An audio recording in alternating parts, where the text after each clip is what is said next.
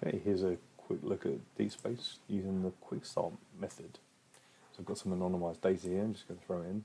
This data's actually got a failure in it, and we're going to use machine learning to identify where that failure occurs throughout the data system. So the first thing DeepSpace does is give you a quick view of the data. So here we go, we can see it all in front of us.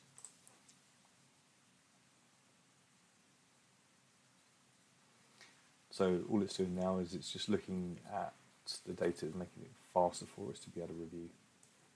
You see we've actually got 29 dimensions in this model, so we're just going to toggle all of them, and we're going to put them all in.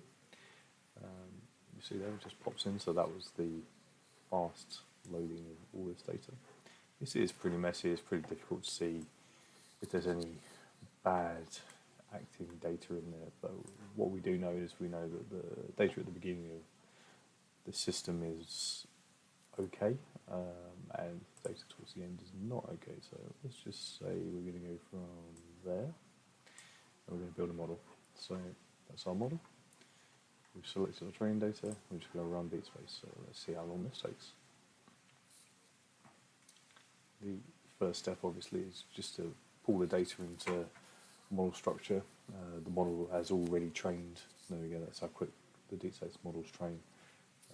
They use an ultra-fast method that allows you to stack the data really, really quickly through this massive search space, which is what's key to making it run. And now it's actually running across the data. So this is a massive model. This is, a couple of thousand points. We're not talking hundreds of thousands or millions here, but for most root cause analysis, you don't really need more than maybe 10,000, 100,000 points. So this is quite a standard number of points. Okay, and there we go. We are done.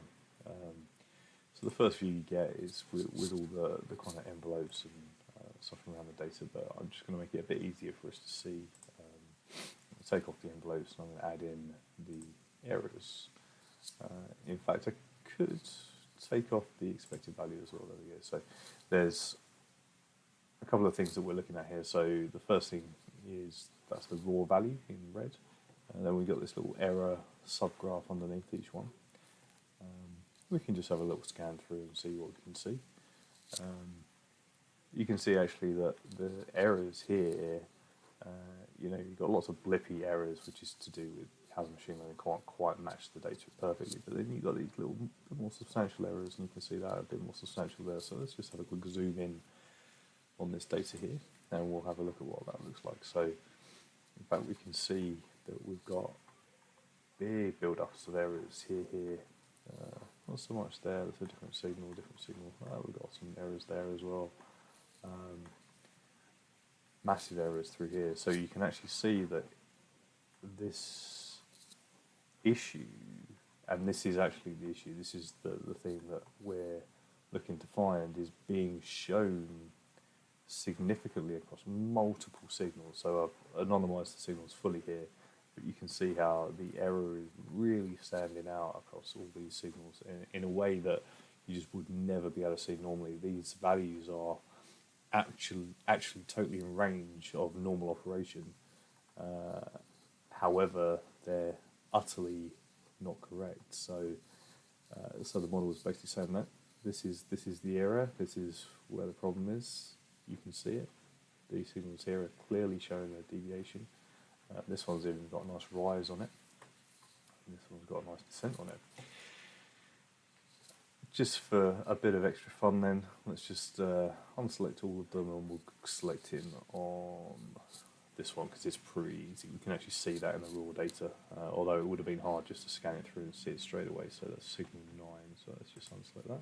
Select signal 9. Let's put it on a big screen and also give it the expected value. So there you go. And I'll just explain a little bit about what's going on here. So what we've actually got is the data, and you can see how perfect the data is kind of outside of this poor operation period, and then you've got these poor operation periods being highlighted by the model, even though, as I said, the data is clearly fluctuating in the range of that poor oscillation. But because of the 29 dimensions of this model, it knows that actually it can't operate up here under those conditions, and therefore that is why it's being flagged like this. So there you go, machine learning, pretty fast.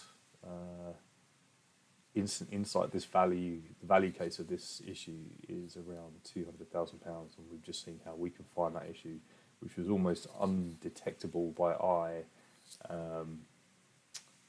easily. Anyway, certainly, you have to examine a lot of signals in depth to be able to pick them out in less than 5 minutes. Thanks for your time.